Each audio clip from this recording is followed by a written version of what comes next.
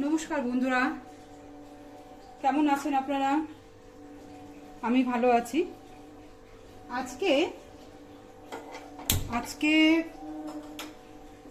হচ্ছে বৃহস্পতিবার। আমি আজকে রান্না করছি চিংড়ি মাছ আর পটলের ভর্তা। আমি তার জন্য এখানে নিয়েছি পটলগুলোকে এইভাবে কেটে নিয়েছি, টুকরো টুকরো করে কেটে আমার মিক্সিতে দিতে হবে। মিক্সিতে আমি সব একসঙ্গে বাটবো। পটলগুলোকে এরকম করে কেটে নিয়েছি। আর নিয়েছি চিংড়ি মাছ 200 গ্রামের মতো চিংড়ি মাছ নিয়েছি, ছাড়িয়ে ধুয়ে ঠুয়ে রেখেছি। আর নিয়েছি কতগুলো কাঁচা পাকা লঙ্কা, একটু ঝাল ঝাল ব্যাপারটা হবে। আর নিয়েছি একটা বড় সাইজের পেঁয়াজ। আচ্ছা, আর যাবে আমার কালো জিরে, হলুদ, লবণ, চিনি, এগুলো তো লাগেই। আমি গ্যাসটাকে অন করে দিয়েছি। এবার আমি এগুলোকে বেটে নিয়ে আসবো। এগুলো সব একসঙ্গে বাটবো। বেটে নিয়ে আমি আসছি।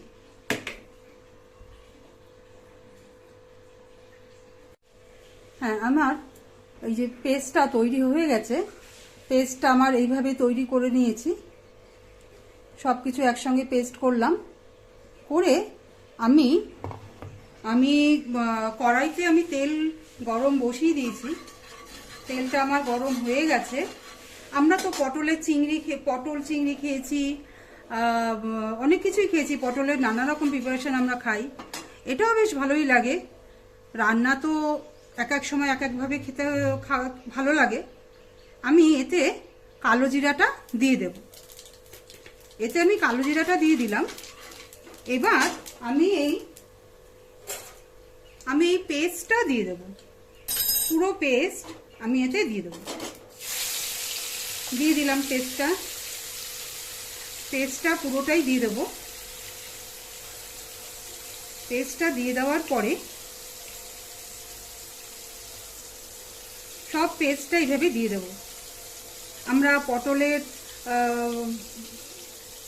অনেক রকম প্রিপারেশন খেয়েছি। এটাও ভালোই লাগে খেতে, খুবই ভালো লাগে খেতে।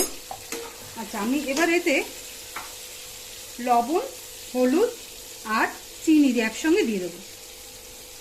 লবণ আর হলুদ, চিনি একসঙ্গে দিয়ে দিলাম। দিয়ে এটাকে ভালো করে এইভাবে নাড়াচাড়া করতে হবে। এইভাবে নাড়াচাড়া করে এটাকে টানিয়ে, বেশ ঝালটা একটু বেশি হবে। যারা ঝাল বেশি খায় তো ভালো, যারা ঝাল কম খায় তারা কম দেবেন। ঝালটা যে যেমন স্বাদ মতো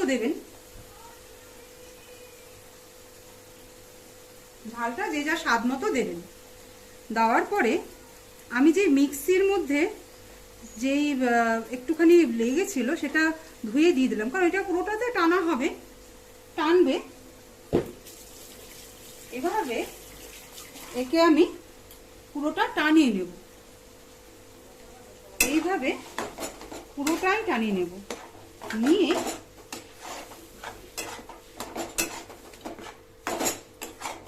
এটা টানুক আস্তে আস্তে। এইভাবে জলটাকে পুরো টেনে নেব।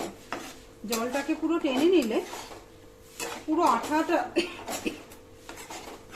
হবে। এটা টানুক। আমি ঢাকা দিয়ে দিলাম। এভাবে আমি একে ঢাকা দিয়ে দিলাম।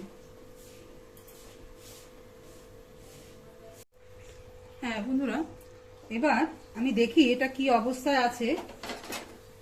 আচ্ছা, এটা আমার এইভাবে টানানো হয়ে গেছে। পুরো এরকম হবে, পুরো এরকম টানাতে হবে।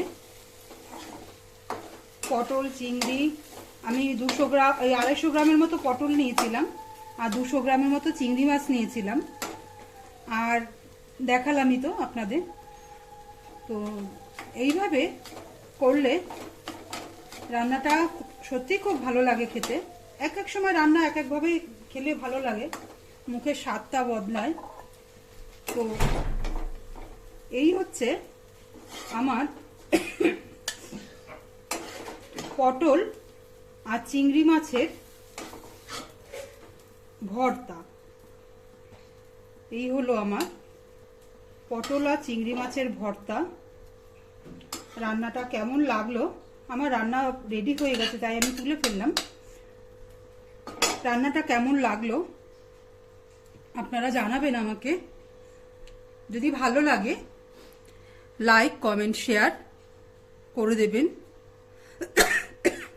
রান্নার ঝাঁজ উঠছে, আমার কাশি হচ্ছে। বাবা, কেমন হলো আমার এই রান্নাটা? পটল চিংড়ির ভর্তাটা কেমন হলো আমাকে কমেন্ট করে জানাবেন। ভালো থাকবেন, সুস্থ থাকবেন, সাবধানে থাকবেন।